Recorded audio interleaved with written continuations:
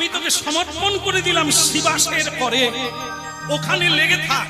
শ্রীবাসের ভক্তি দ্বারা, সাধনার দ্বারা ভগবান আসবে, গৌরাঙ্গ মহাপ্রভু আসবে, নিতাই চাঁদ আসবে, হরিদাস আসবে, বক্রেশ্বর আসবে।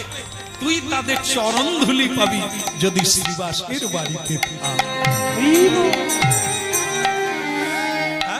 দেখুন, এইগুলি আমাদের মা বাবা জানলে আমাদের উন্নতি হতো। কোন জায়গায় দিলে, কার চরণে দিলে ভবিষ্যৎটা কি হয়ে দাঁড়ায়। লেখাপড়া শিখলো, বিদেশে চাকরি পেল, বাস বিদেশি বউ পেল, মা বাবাকে ঝেড়লার মতো বাদ দিয়ে দিল। আপনি কিরকম লেখাপড়া শিখিয়েছিলেন, এখন আপনারই পায়ে কুড়োল মারা হলো। লেখাপড়া শিখাবেন কেন? চৈতন্য হওয়ার জন্য, মানুষ হওয়ার জন্য। রোজগার তো মূর্খরাও করে।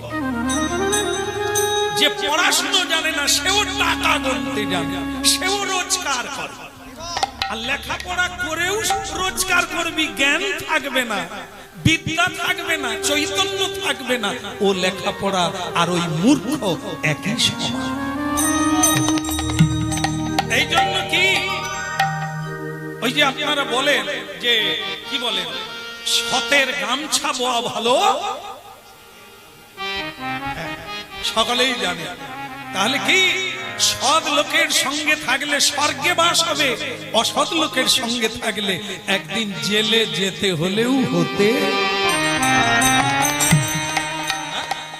শ্রীবাসয়ঙ্গনে বিনোদ বন্ধনে নাচত গৌরাঙ্গরা। শ্রীবাসয়ঙ্গনে বিনোদ বন্ধনে নাচত গৌরাঙ্গরা।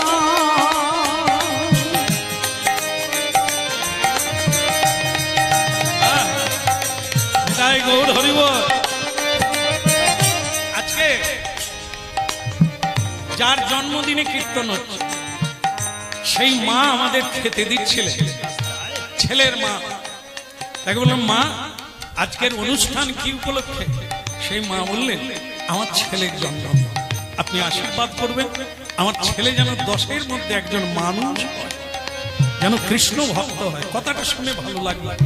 কারণ সব মায়েরা কি চায়, বেশিরভাগ মা বাবা কি চায়, ছেলে যেন নম্বর ভালো তোলে, খবরের কাছে নাম উঠবে, রাইট